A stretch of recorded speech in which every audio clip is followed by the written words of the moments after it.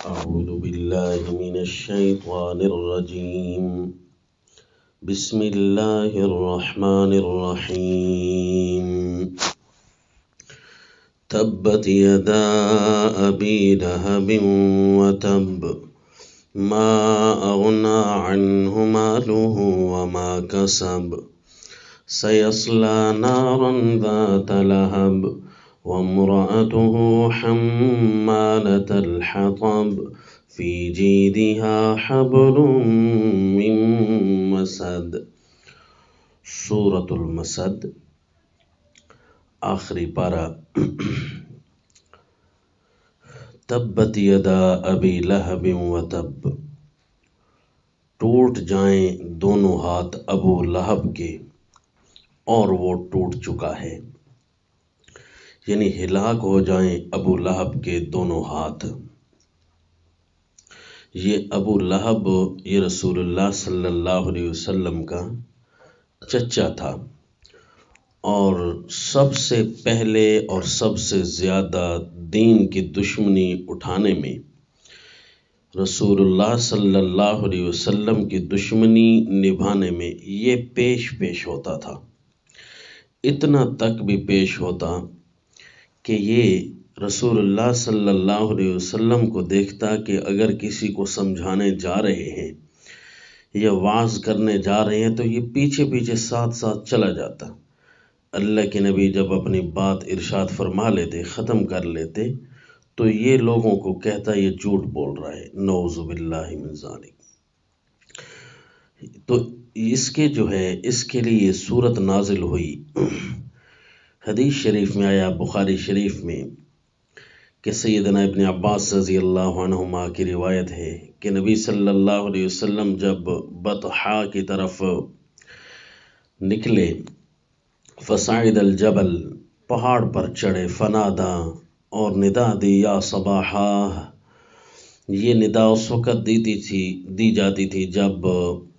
کوئی اسپیشل معاملہ پیش آ جاتا تو سارے لوگ جمع ہو جاتے اس آواز پر. تو جمع کرنے کے لیے رسول اللہ صلی اللہ علیہ وسلم نے ان کو یہ صدا لگائی، کیونکہ اس وقت پوری روئے زمین پر خلاصی کی ایک ہی صورت تھی. اس سے بڑا کیا معاملہ ہو سکتا تھا؟ پوری روئے زمین پر اللہ کی نافرمانیاں ہوں تو یہاں مکہ کی سرزمین پر امام الانبیاء صلی اللہ علیہ وسلم تشریف لائے ہوں اور پوری زمین والوں کو جہنم سے بچانے کا اعلان کرنا چاہتے ہوں، تو اس سے بڑی کیا اہم ضرورت پیش آ سکتی ہے. اسی لیے اللہ کے نبی نے یا صباحا یہ فرمایا. فاجتمعت الیہ قریش، سارے قریش جمع ہو گئے. تو پھر اللہ کے نبی نے فرمایا ارأیتم ان حدثتکم ان العدو مصبحکم او ممسیکم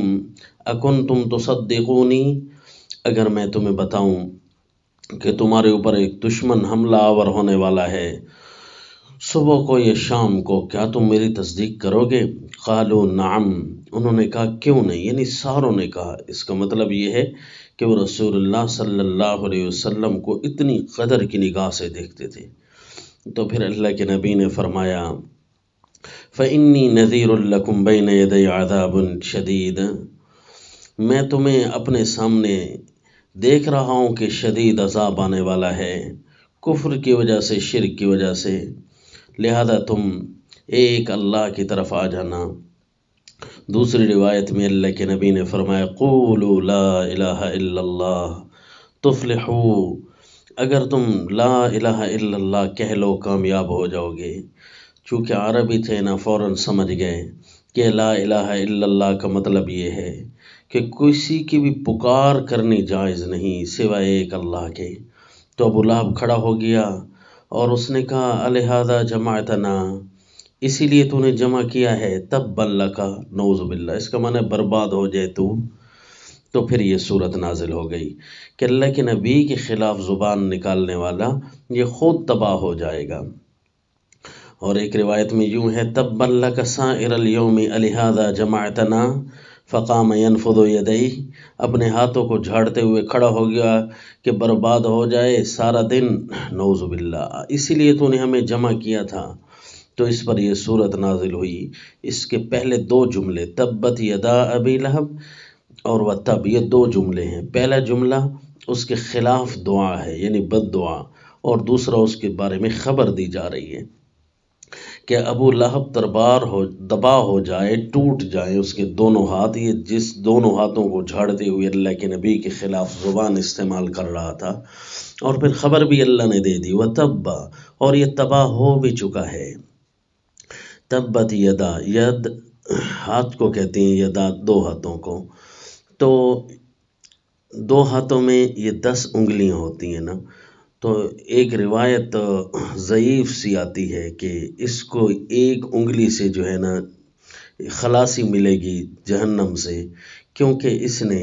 آپ صلی اللہ علیہ وسلم کی پیدائش کی خوشی میں سویبہ نامی لونڈی کو آزاد کیا تھا۔ حالانکہ وہ روایت صحیح نہیں ہے، ضعیف ہے۔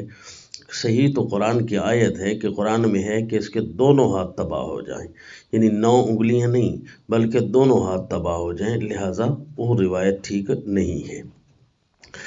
اس کا نام تھا عبد العزہ ابن عبد المطلب، یہ آپ صلی اللہ علیہ وسلم کے چچاؤں میں سے ایک چچا تھا۔ اس کی کنیت ابو عتبہ تھی، اور اس کو ابو لہب اس لیے کہتے تھے کہ اس کا جو چہرہ تھا بڑا چمکتا تھا، اللہ کے نبی کو بڑی اذیت دیتا تھا۔ ایک صحابی حضرت ربیعہ ابن عباد رضی اللہ عنہ بنی دیل میں سے تھے، وہ فرماتے ہیں کہ جاہلیت کے زمانہ میں چھوٹا تھا لیکن میں سمجھ سکتا تھا ساری باتیں، ابھی تک مسلمان نہیں ہوئے تھے کہ میں نے بھی اللہ کے نبی صلی اللہ علیہ وسلم کو سوق ذی المجاز، میں نے ذی المجاز نامی بازار میں اللہ کے نبی کو دیکھا تھا کہ اللہ کے نبی تبلیغ فرما رہے تھے، یا ایھا الناس، اے سارے لوگوں، قولوا لا الہ الا اللہ تفلحوا، کہہ لو اللہ کے علاوہ کوئی بھی عبادتوں کے لائق نہیں، اللہ کے علاوہ کوئی بھی پکار کے لائق نہیں، یہ کہہ لو کامیاب ہو جاؤ گے۔ والناس مجتمعون علیہ، لوگ اللہ کے نبی پر جمع ہو گئے تھے۔ ووراءہ رجل وضیء الوجہ احول ذو غدیرتین، اور اللہ کے نبی کے پیچھے ایک مرد تھا اور وہ بڑا چمکتے چہرے والا تھا، تھوڑا سا ٹیڑھا بھی تھا، 2 لمبے لمبے اس نے بال گیسو رکھے ہوئے تھے۔ تو جب اللہ کے نبی یوں فرماتے تو پیچھے سے وہ بولتا، انہ صابی کاذب، نعوذ باللہ، یہ بے دین ہو چکا ہے، یہ جھوٹا ہے۔ یتبعہ حیث ذہب، وہ پیچھے پیچھے جاتا تھا جہاں اللہ کے نبی جا رہے تھے، اللہ کے نبی بھتیجے تھے، تو وہ چچا تھا، اللہ کے نبی سے کچھ نہیں کہہ رہے تھے۔ فسألت عنہ فقالوا، میں نے پوچھا کہ یہ کون ہے جو اس کے پیچھے اس کو تنگ کر رہا ہے، یعنی اتنی مظلومیت کا جو منظر تھا رسول اللہ صلی اللہ علیہ وسلم پر یہ ظلم کر رہا تھا کہ بچپن میں بھی ان کو محسوس ہونے لگا کہ یہ کون ہے جو اس کو تنگ کر رہا ہے۔ تو دوسری روایت میں ہے کہ میں نے اپنے ابو سے پوچھا، ابو یہ کون ہے جو اس کو تنگ کر رہا ہے؟ تو مجھے بتایا ھذا عمہ ابو لہب، یہ اس کا چچا ابو لہب ہے۔ تو رسول اللہ صلی اللہ علیہ وسلم جہاں بھی جاتے تو یہ پیچھے چلا جاتا، اسی لیے فرمایا تبت یدا ابی لہب وتب ما اغنی عنہ مالہ وما کسب، اس کا مال اور اس کی کمائیاں اس کو فائدہ نہیں دے جائیں گی۔ ایک روایت میں حضرت ابن مسعود رضی اللہ تعالی عنہ سے ہے، مفسر ابن کثیر نقل فرماتے ہیں کہ جب دعوت پہنچی نا تو ابو لہب نے کہا اذا کان ما یقول ابن اخی حقا، اگر میرا بھتیجا سچ کہتا ہے نا تو فانی افتدی نفسی یوم القیامت من العذاب بمالی وولدی، میری مال و اولاد اتنی ہے کہ میں دن قیامت پیسے دے کر بھی چھوٹ جاؤں گا، نعوذ باللہ۔ یہ اللہ کے نبی کا مذاق اڑاتے ہوئے کہتا تھا، تو اللہ نے نازل کیا ما اغنی عنہ مالہ وما کسب، اس کو اس کا مال اور اس کی کمائیاں فائدہ نہیں دے جائیں گی۔ سیصلی نارا ذات لہب، یہ ایک ایسی آگ میں جائے گا جو بڑے شعلوں والی ہوگی، ذات شرر ولہیب واحراق شدید، بڑے شعلوں والی، بڑی چنگاریوں والی، بڑی جلانے والی، ذات لہب۔ وامرأتہ حمالۃ الحطب، اور اس کی بیوی جو لکڑیاں اٹھائی رکھتی تھی،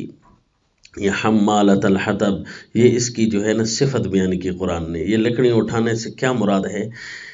حضرت سید التابعین حضرت سعید ابن مسیب رحمہ اللہ فرماتے تھے یہ اصل میں اللہ کے نبی کو قلت مال کا طعنہ دیتی تھی کہ تیرا تو مال ہی نہیں، لیکن ایک زمانہ اس پر بھی ایسا آیا کہ یہ لکڑیاں اٹھا کر فروخت کرتی تھی، جس طرح لکڑہارے غریب لوگ جنگل میں جانے کے لیے گردن میں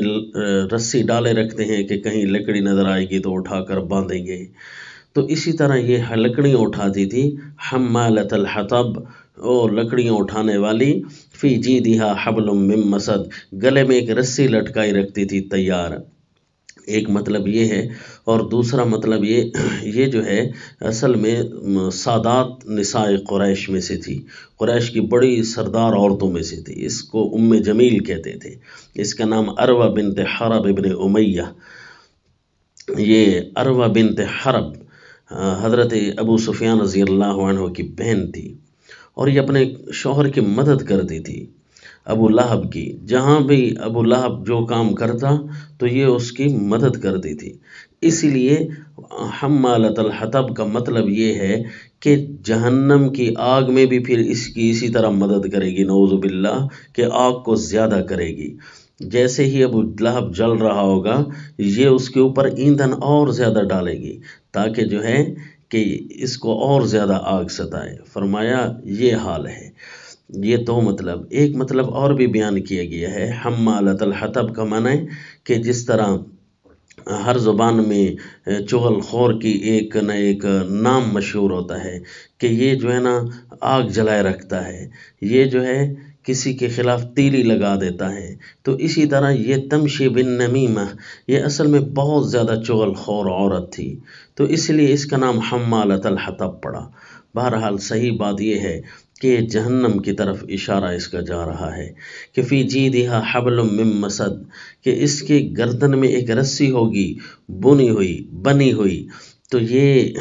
رسی ہے جو اس کی گردن میں پڑی رہی۔ جب یہ صورت نازل ہوئی تو بعض روایات میں آتی اللہ کے نبی کو مارنے کے لیے چلی گئی،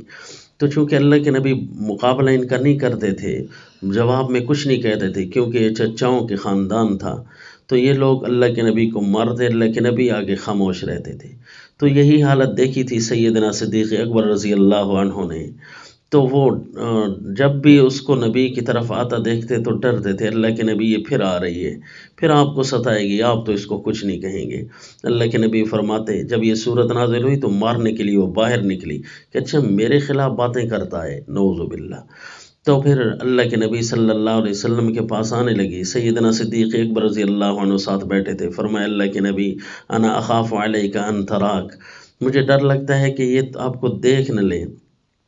آپ نے فرمایا کہ نہیں، اللہ نے مجھے محفوظ رکھا ہوا ہے، وَإِذَا قَرَأْتَ الْقُرْآنَ جَعَلْنَا بَيْنَكَ وَبَيْنَ الَّذِينَ لَا يُؤْمِنُونَ بِالْآخِرَةِ حِجَابًا مَسْتُورًا، کہ جب آپ قرآن پڑھتے ہیں تو ہم ان کافروں اور آپ کے درمیان ایک پردہ ڈال دیتے ہیں۔ پھر ام جمیل جو ہے اللہ کے نبی کو دیکھ نہ سکی، بہرحال وہ مارنے کے لیے ایسا ہی کہ یہ میرے خلاف کیوں بولتا ہے، تو یہ مفسر ابن کثیر فرماتے ہیں کہ علماء کرام اس صورت کو دیکھ کر فرمایا کرتے تھے هذه السورة وفي هذه السورة معجزة ظاهرة ودلیل واضح على النبوة، یہ اس صورت کے اندر ظاہر معجزہ ہے، واضح دلیل ہے نبوت پر، کہ اللہ کے نبی نے ان کی بدبختی اور عدم ایمان کی خبر دے دی تھی کہ یہ دونوں میاں بیوی یہ ایمان نہیں لا سکیں گے، تو اسی طرح ہوا، ایمان بالکل نہیں لائے، زندگی میں یہ پیش گوئی کر دینا یہ بہت بڑا چیلنج ہوتا ہے، اللہ کے نبی نے بتا دیا، اس کا مطلب ہے یہ اللہ کی ہی نازل کردہ کلام ہے، ان میں سے کوئی بھی ایمان نہیں لے کر آیا، فَكَانَ هَذَا مِنْ أَقْوَى الْأَدِلَّةِ الْبَاهِرَةِ عَلَى النَّبُوَّةِ الظَّاهِرَةِ، لہذا یہ بڑی عمدہ دلیل ہو گئی اللہ کے نبی کی غالب نبوت پر، وَمَا عَلَيْنَا إِلَّا الْبَلَاغُ۔